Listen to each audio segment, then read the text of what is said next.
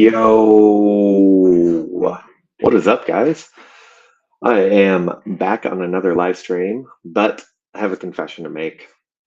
I did this live stream yesterday, and halfway through, I was seeing some kind of error or prompt pop up, and it said something about my mic, and I had seen it before, and it didn't do anything previously, so I was just trying to ignore it, not let it bother me while I was going through the actual content. But come to find out, I was going through that whole live stream with no audio. So no sound. You could see me just doing this.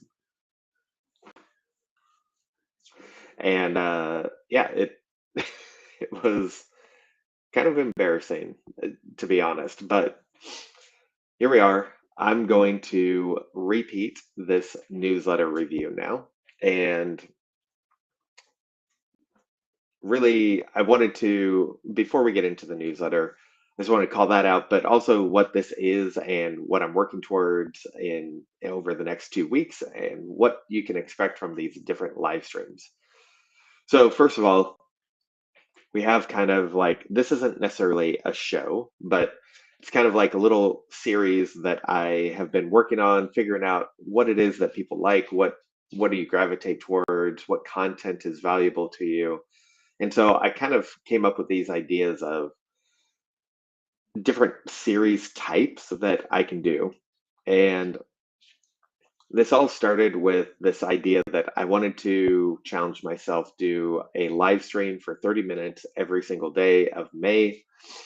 I broke it up because I realized I was going out of town with no service for this last weekend. So I was out of town Friday through Sunday, and I had zero service. I wasn't going to be able to do that, and it wouldn't have been the place to do it anyway. I was out in a town called Antelope, Oregon.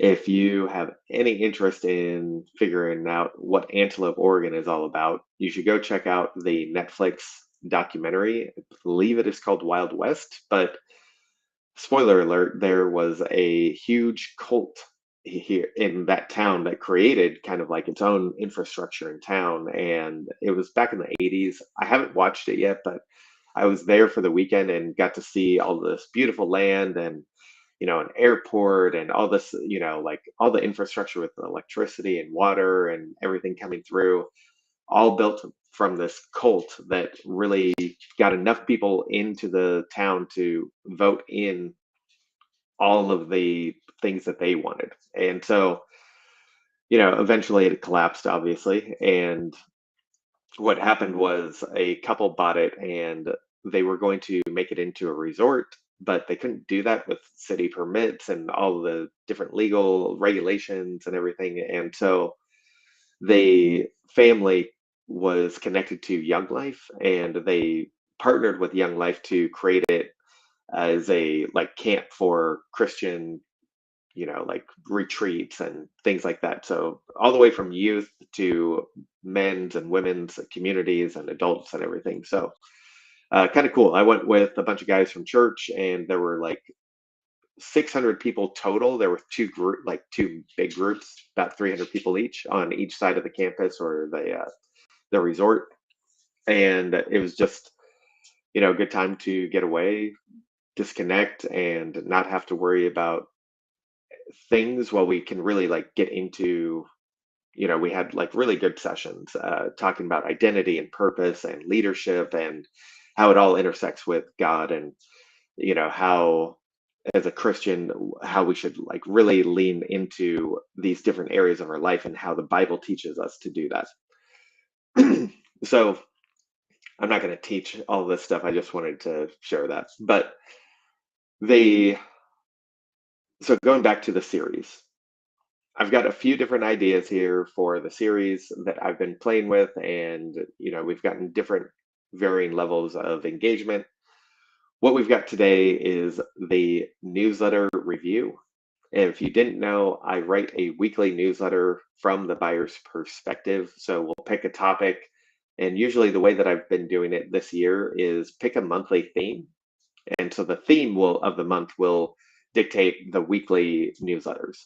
And within those weeks, we'll just break down each part of the topic into different areas and ways to look at it. Then we also do a battle of the sets. This is not necessarily what you think it might be, but I think it's pretty cool. What we do is we take one category and two retailers, and I'll go out to the market and I'll get pictures of that one category at two different types of retailers. And the idea is not battling them together, but for me as a buyer, just off the cuff, looking at these sets, what do I see? What do I like? What I don't like? Where are their opportunities? Did they serve their customer profile? And if they did or they didn't, where they could maybe close some gaps and things like that. So, really, a great opportunity to get an behind the scenes look when you are talking about any kind of merchandising in stores with planograms. And if you have those conversations with buyers, then this helps you kind of understand the perspective of how to look at different retailers, different chains, different categories. And so this I for sure will continue doing over time. It will just look a little different after May. We'll just do it on a more regular cadence that is more consistent.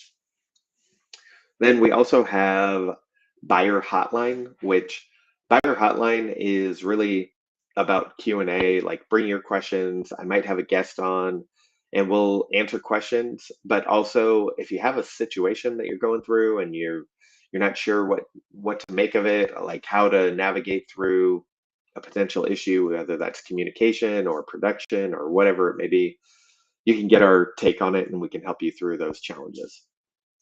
And then the last one is the product review. So from a buyer's perspective, how do we review products? And this really breaks it down into not just a taste test, but how does a buyer look at it? What areas or what things do we look at when we are looking at new items, whether that's on the floor at a trade show, during our category review, or a random sample ships to the office and we're taking a look at it? What do we look at? What do we pay attention to? How does that category review process work? And then, of course, the fun like taste test and, do we like it? Do we not like it? And kind of getting that behind the scenes look at it. So those are the series that I've been kind of working on, and I like doing all of them. I think really the determining factor is what do you all like? And so as you go through these, if you watch them, if you get a chance to check it out and you engage, I would love that. But also at the end of it, just make sure if you can to help support this, if you could share it, comment, like, repost, whatever you can to help share the show or, like this little series definitely helps me as we continue going through and building this and gets me a clearer idea of which series you like best and what I should continue doing versus, letting go to the wayside. All right, with that said, I'm going to do a newsletter review. So this month in May, let me pull up the newsletter. All right, so this month in May, we're covering the silence between meetings. I think I missed the actual theme here. uh, it's essentially we're talking about follow up. When do you follow up? How do you follow up? What's the right timeline? In what situation do you send a message when it's unprompted or like you're between big milestones and things like that? So that's what we're going to actually go into today is getting into when you should send something that is unprompted. And there's a lot of takes on this. And, people say that you have to always add value. Like if you're emailing a buyer, always add value, always add value. But the problem is, not everybody really knows what that value really is or how to make it actually valuable to the buyer and not seem like it's just surface level or that you're just trying to stay top of mind. And so that's what we're going to go through today.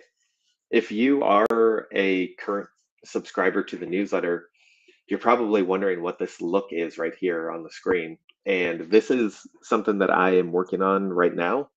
It's not ready to be released yet, but I've got a few episodes of the newsletter on here, and I'm not going to go into this whole thing, but you can kind of see that it's beyond just a newsletter. There's going to be some other aspects here that you can see, and I'll leave that up to you and your imagination for now until I can release that. All right, so we're going to pop into episode 83. All right, so when to send something unprompted. So usually you're in between either follow-ups, or you've got something where maybe it's been a while since you've sent this buyer an email, or you feel like you don't know, you don't want to be forgotten. So you don't want to necessarily wait until there is technically something part of the business to do, like a category review or promo planning or something like that. So you want to stay top of mind. Now, here's the thing. You gotta, it's not that you shouldn't do it. It's perfectly all right to do it. But what I want to break down for you here, these are some of the really important parts here. When we go through the newsletter, I give you kind of different viewpoints of this topic and what it really means. So the first thing is the buyer reality, just really meaning, what am I experiencing as a buyer? And I want you to really just take a second here and think about that. When you know, as a sales rep, how a buyer is thinking about you or another rep or a topic or a process, you have a better understanding of how to work with that buyer and how to really hold the standard that really sets you apart from most reps out there. So as we go through this, definitely keep that in mind, that all of what I do is based around how do you build buyer ready standards. That just means that you have a strong foundational knowledge and understanding of how to work to the buyer's level and what they expect from you as a sales rep, which, I'll be honest, not a lot of people get everything. I don't think anybody gets everything, and nobody that I had ever worked with got every single thing. And that's not bad. That's just, there are lots of gaps. There were different people. Some have more gaps, some have less. And so you have this opportunity here when you get into the newsletter and you get into the live streams and things like that. You build out, again, this foundational piece of information that you can apply to every account. All right, so we don't really, so as a buyer, we always have, those milestones, right? Like there's a category review, there's promo planning or whatever. Those are like natural times that you can reach out, and it makes sense because it's part of the process. It doesn't mean that you can't send anything before that, but you do have to just be aware and be careful that what you are sending makes sense to the buyer and what they are doing, what their goals are. And really, a lot of the emails over the years that I got from people, they felt surface level and like it was just checking a box, not necessarily genuine. And I think that's what, I'm just going to cut to it. I need to say this right now. Would you, as the rep, send this if you were not trying to stay top of mind? So that's like the filter that we're going to run this through on every piece of this newsletter. If you didn't think about this as, I think this is valuable to the buyer, I'm going to send it, and you're really in the mindset of, oh, I need to stay top of mind, I want to go send something to them, you're in the wrong you're in the wrong lane. So to stay in the right lane, you want to always just have this idea or this thought that you really need to be adding value to the buyer and make it worth it while to them. That's really where things go wrong, is when you're trying to serve yourself and not serve the buyer and what their goals are. And so you can kind of ask yourself these things like, does this help the buyer do their job? Or is it really just to keep me top of mind and visible? Is it actually relevant to something that the buyer is working on? Or is it maybe something that's just generic, like you thought, man, I need to reach out to Robert and I'm going to find something about the dairy category, and you find a random article that maybe is relevant, but maybe not. And does it respect the buyer's time? Like, is it short and concise email with here's the information, my here's my take on it, and is it something that they can just take the information and be able to apply or use that in whatever it is that they're doing? Or is it something where now you're turning it around and maybe there's an ask to it, or they have to put more mental thought into it than just reading and consuming, absorbing? So something to think about there. You don't want to add extra work to the buyer by sending them something that should be valuable to them. All right, so where friction comes up. So this is this idea that friction is anything that slows the buyer down. So there's operational friction, that's what I call it. And where that happens is, when we start doing these things in, just whether it's good intent or not, we slow the buyer down. And what happens is the let me just go into it actually. So I already gave a couple examples. So the surface content, those random generalized context, articles that don't have a lot of context to what is actually happening in their category or in their stores or whatever. Those things are really just kind of noise to us. They become noise. We don't really pay a lot of attention to it. And that kind of ties into the next one, which is like the stretch. It's like, hey, I saw this and thought of you. And when it's something generic like that, it kind of makes us question, like, really, did you come across this naturally, or did you go search for it and you just wanted to, stay top of mind, make it seem like you were adding value? And then this one, the buried value, like that's a tough one. Like when there's truly some valuable information out there, but you just don't know the best formatting for how you should present this to a buyer.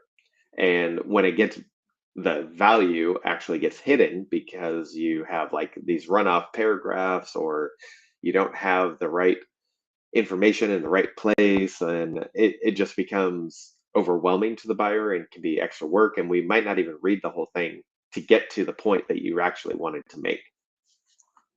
And then the last one here, which I think is really important, I have had this come across, of course, over the years, the Trojan horse. Like, you use that message and that piece of value to really slide your own agenda into the conversation. So when you start talking about, maybe there's a gap in, you saw an article and it calls out a gap in this category, and then you immediately say, oh, also we have these 3 SKUs in the warehouse and they're ready to go right now. Like, let me know if you'd like to talk more about it. It's not that you shouldn't be doing that, but it's the way in which you do it. Like, your job as a sales rep is to present these items, get them in front of the buyer. I understand that, but there's a tactful way to do that, and I think best way to do it is ultimately to separate it. Make an email, give them the value, let them know your thoughts about what it is and why it's important to them, and then you can follow up later with that information. Or you can just say something at the end to close it off and say, I'll share more information with you next week when, with a little bit more detail about product and some opportunities that might be a good fit. Don't immediately just go and sell. Like, that's kind of a preemptive sell. It's a little on the fence, but it's not so hard selling. Like a very quick switch from, oh, I'm adding value to you, to, oh, can you also buy this product from me? it just doesn't really work out that well. All right, so the buyer impact. This is what happens after these things happen and after the friction starts. These are the things that like I actually felt and from the friction and then change the way I work with you. And so now you're feeling what that really like what that really does and impacts your business. And what that really looks like is over time, if there's a pattern developing, then we start skimming emails. That's like the first thing. We start skimming emails and we will not necessarily find all of the information that you need because we'll be skimming. We might miss important information for you from you. And the other thing too is like the name when it comes up in conversation, like your name pops up in conversation, it kind of just triggers the buyer. Oh yeah, that person like more work, not really doesn't really know the process, all that stuff. Like there's these things that come up with that. And it's really more about your reputation with the buyer. So I would be careful about, like when you are doing these things that really comes back to you and that relationship with you and the buyer. And believe it or not, like that does affect your sales. It affects the types of opportunities you get. It affects potentially, how much they will go out of their way to help you achieve a goal or vice versa. Like there's opportunities out there that are being missed to the reps that are not meeting the standard. And then when there is a real issue or something really has to come up, whether it's a good product and there's a good opportunity, it just lands softer. So, I might whereas if you're a really good rep and you're strong, you follow the standards and then you go through these patterns and now you're sending me a new item or something new on the line list. I'm going to feel like it's not as impactful and it's going to be harder to go ahead and like go through that process with you because I know that there's extra work down the line with it. And that's just hard. Like, as a buyer, we try to go off of data as much as possible, but when the data shows that there are two brands and one rep is a good rep to work with and they're very solid and the other one is not, I'm likely going to move towards the rep with a good product and a good execution history, like a pattern. So very important. I can't stress enough how important these components are into what that buyer relationship is and the opportunities that you can get. All right, so we've talked about the issues, like how it impacts the buyer, how it impacts you. What's the standard? Like, how do we actually go and approach this? So, a couple of things that you have to remember is across all of these emails, like they should be short and specific, and they should not ask for anything in return, like directly in that email. It's really about, again, that filter. Is this for the buyer or is this to keep me top of mind? And when you start answering that question, like before you hit send, you should know, you should have a gut check there and know, what am I doing here? Like, what's the purpose of this email? And the buyer will know. So they're gonna see through it. And I just urge you, make sure that you're doing it for them, not for you. And those things will come back to you in positive ways when you continually add value and you stack that and you compound it and you aren't sitting there just tying it to an ask. That's where you really build strong foundational relationships. All right, so couple of things that you could do. Heads up, if there is a trend that's either affecting the category or the region, like maybe it's a new regional product and that's an opportunity in the category. It might not be your product, but if you see something that could help the buyer, that is an opportunity for you to show that you are a good partner. In-store notes, if there's something that you notice, you walk through the store and you notice that, hey, why is all gallons of milk out of stock, or why is all the cottage cheese out of stock? Like, hey, I wanted you to know I saw this, and like send a picture. Hey, I saw this at this store. I don't know if it's at every store, but I thought you might want to know. You might need to address this. Competitive movement, when the like competitors, the retail competitors in the market are making moves on different pricing or key items that are maybe being introduced or made adjusted, or how they're merchandising it. You don't want to give anything away that's like confidential to your other retailers, but whatever you can, if it's something that you feel confident that you can share, go ahead and share it. Again, it doesn't have to have an ask to it. It doesn't have to really have this huge impact, right? Like, just a heads up, like, hey, I saw Fred Meyer's went down, $1 on their Vital Farms eggs. Like, I don't know if you saw that or not, but just thought I'd mention it to you. That's a big change that I saw. And then genuine acknowledgement. So whether it's the buyer, the category, or the retailer, sometimes people get noticed or recognized for something good. It's kind of just giving them kudos and making them feel good. It pads the ego a little bit, sure, but it's good to acknowledge that. So like if you see like, oh, retailer was in top 10 list, on this article, and I saw it. So like clip it, take a screenshot or whatever. Like, hey, I saw you made top 10. Like, good job. That's great.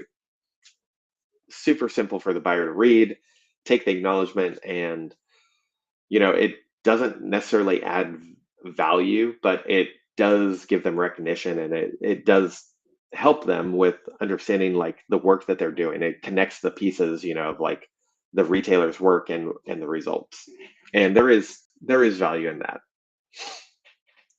All right, so one quick thing where does this actually shift for current partners? Because a lot of this newsletter is about new brands connecting with new buyers. But when you're a current partner, it doesn't mean that the standard doesn't go away. Like, you still want things to be short, concise, add value, but it is a little bit the bar is a little bit lower, and meaning like you don't have to wait as long. Like, you can send it a little bit more frequent. You can be a little bit more casual with it, but as long as it adds value, it's short and concise and specific, then you're going to be in a good spot there. You do want to make sure that you hold that standard, though. And then, really, just the closing thought here is that buyers aren't valuing the people that are reaching out the most often. A lot of times, we really value when people don't reach out because we know that things are going smooth. But what it really comes down to is, are the reps communicating? And when they do that, sorry, what it really comes down to is that when the rep communicates that they know that that message has value and it actually makes a difference in the buyer's role. So if you do that consistently, you're going to earn trust and build that strong foundational relationship right off the bat, and continue. It will compound over time, and you're going to be opened up to more opportunities. All right, guys, that is it for the actual newsletter. And if you are not subscribed to this yet and you're watching this and you want to know how, just go to my profile. There's a link in there. You can click to sign up for the newsletter. I put it out every Monday. And again, it has a monthly theme and then weekly kind of breakout of that theme, and talking about how it really relates to different areas of the role and how the buyers interact, etc. I'm going to be going live again the next few days. So we'll be doing the buyer hotline, the product review, and the battle of the sets as well. So keep an eye out for that. I'll be scheduling those later and getting those on the calendar and posted so that you have a little bit more time to prepare. All right. I will catch you guys later.